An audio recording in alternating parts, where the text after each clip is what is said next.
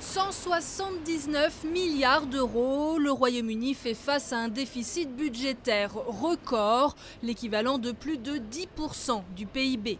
Pour y répondre, le nouveau ministre britannique des Finances, George Osborne, a présenté un budget d'urgence 6 semaines seulement après la mise en place du gouvernement de coalition entre conservateurs et libéraux-démocrates. Des mesures d'austérité sans précédent qui visent à ramener le déficit à seulement 1,1% du PIB en 2015-2016. Au programme, une baisse drastique des dépenses publiques, avec notamment une réduction importante du budget de la plupart des ministères, un gel des salaires des fonctionnaires pendant 2 ans, sauf pour les plus modestes, et un durcissement de leur régime de retraite. Une hausse de la TVA de 17,5% à 20% est également prévue en janvier prochain.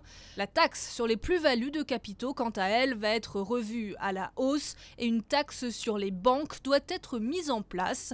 Dans le même temps, une réforme de l'impôt sur le revenu est prévue pour en exempter les ménages à faible revenu. L'effet général est que les plus riches payent plus que les autres, aussi bien au niveau de leurs revenus qu'en termes de capitaux. Je pense que cela donne un bon équilibre entre équité et responsabilité en vue de réduire le déficit. L'opposition travailliste a aussitôt critiqué ces annonces, les estimant dangereuses pour la croissance et très injustes. Les coupes dans les dépenses publiques affectent les plus pauvres. Nous perdons nos services et nous perdons nos emplois. À l'annonce des mesures, dans les rues de Londres, les avis étaient partagés. Je pense qu'il aurait fallu une réduction du déficit moins sauvage, plus progressive et étalée.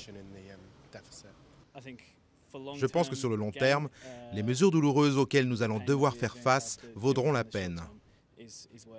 Si les investisseurs de la City ont bien accueilli ces annonces, faisant remonter le cours de la livre sterling au-dessus de 1,20 €, les économistes, eux, se sont montrés divisés sur la question.